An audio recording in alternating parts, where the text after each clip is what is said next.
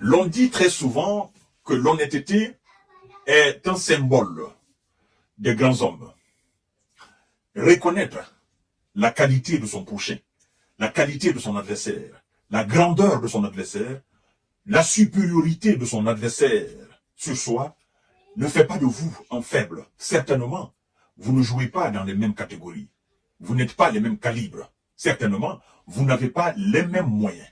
Et donc, lorsque vous reconnaissez la supériorité d'un adversaire, ça veut dire tout simplement que l'adversaire a plus de moyens que vous dans le domaine, que ce soit le domaine intellectuel, le domaine culturel, le domaine militaire. Et donc, comme nous sommes dans le domaine militaire, dans le domaine du combat, vous comprenez, dans le domaine du pragmatisme, de la stratégie militaire, le commandant en chef, le patron de l'armée ukrainienne, M. Oleksandr Syrski, vient d'admettre clairement les réalités du terrain. Et d'ailleurs, il était en vidéoconférence, si je ne me trompe pas, et si je ne m'abuse pas, il a reconnu ouvertement que la situation actuelle, pour l'Ukraine, la situation actuelle de son pays au front, la situation s'est détériorée.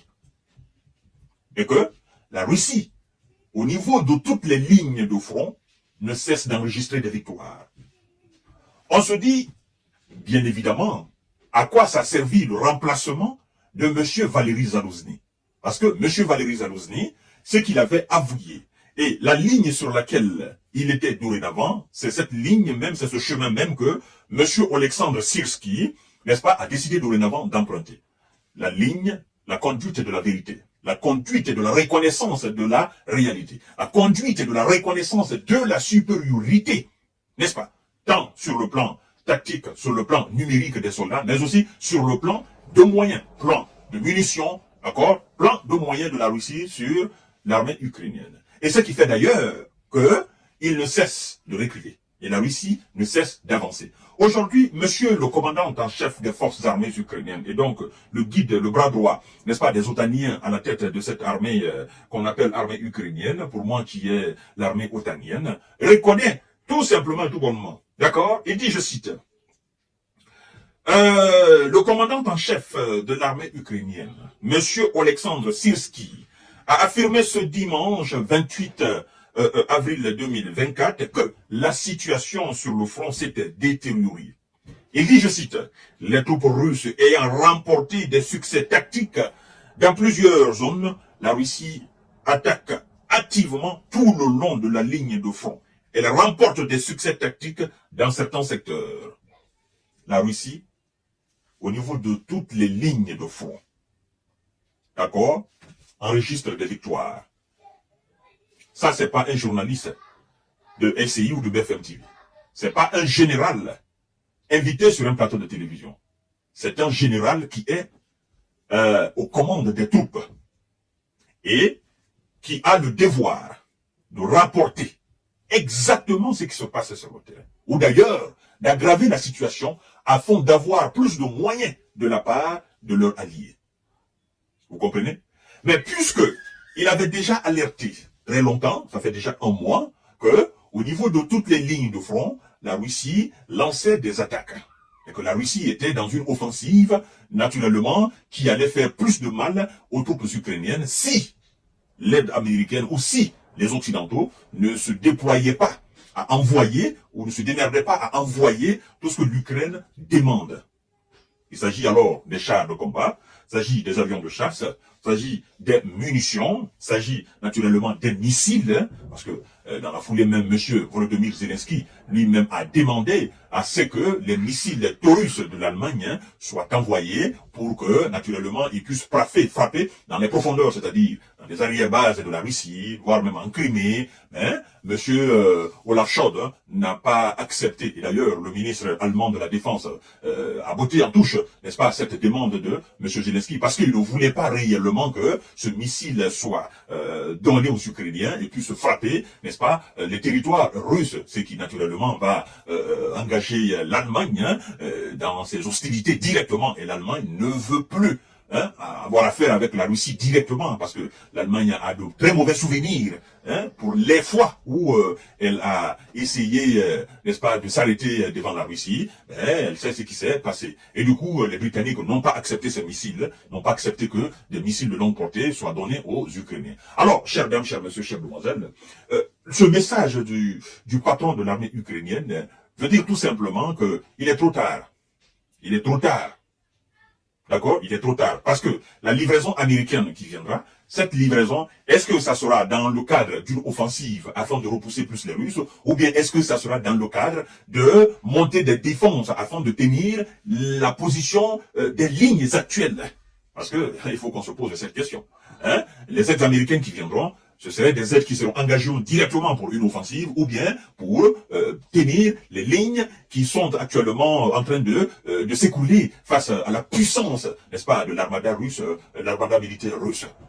Moi, je pense que ce serait dans le cadre de la défense, mais ça ne suffira pas. Je reviendrai toujours à la déclaration, le jour même que les Américains ont voté cette aide, la déclaration du Premier ministre polonais qui a dit que mieux vaut tard que trop tard. Il dit, j'espère qu'il n'est pas trop tard pour l'Ukraine. Et nous sommes en train de constater qu'il est trop tard pour l'Ukraine. D'accord? Tous ceux qui vous diront qu'il n'est pas trop tard, ils vous mentent. Ils vous trompent. Et tous ceux qui diront, oui, avec les armes américaines, nous pourrons faire un miracle, le miracle ne sera jamais opéré sur le terrain face à l'armée russe. Je ne cesse de vous le dire. Il n'y a pas de moyen occidental qui puisse repousser les Russes jusqu'à la frontière même, n'est-ce pas, russe, à la frontière de 1991. Ça, c'est impossible. On vous parle de 21% du territoire ukrainien. Ils ont mis combien d'années pour avoir cela? Combien d'années? Depuis que ça a commencé. Et on vous dit que l'objectif de M. Zelensky avec ses alliés, leur objectif est l'objectif premier de Zelensky, parce que même si vous le demandez aujourd'hui, vous le réveillez, il vous dira, mon objectif c'est de repousser les Russes jusqu'à la frontière de 1991. D'accord? Il faut combien d'années pour ça? 10 ans, 20 ans, 30 ans? Je pense que même si vous donnez 100 ans à l'Ukraine, les 100 ans seront insuffisants pour permettre à l'Ukraine de l'emporter face à la Russie et de dérussifier complètement l'Ukraine. Les 100 ans seront insuffisants. C'est pour vous dire encore une fois la gravité de la situation. Ils ne pourront pas parce qu'ils n'ont pas les moyens. Et je vous ai dit dans mon émission précédente que l'objectif principal de M. Zelensky aujourd'hui, la victoire qu'il est en train de chercher, c'est comment enrôler les Occidentaux face à la Russie. Croyez-moi, vous allez venir devant moi ici. Le jour que Zelensky réussira à entraîner les Occidentaux directement face à la Russie, Zelensky va jubiler cela. Zelensky va se déshabiller dans les rues de Kiev pour dire « Yes, yes, yes !» La victoire que je cherchais, c'est cette victoire qui est là. Enfant, je n'ai plus, n'est-ce pas, à me tracasser. Parce que ce sont eux-mêmes qui sont aujourd'hui face à la Russie avec leur armée, avec leurs propres moyens.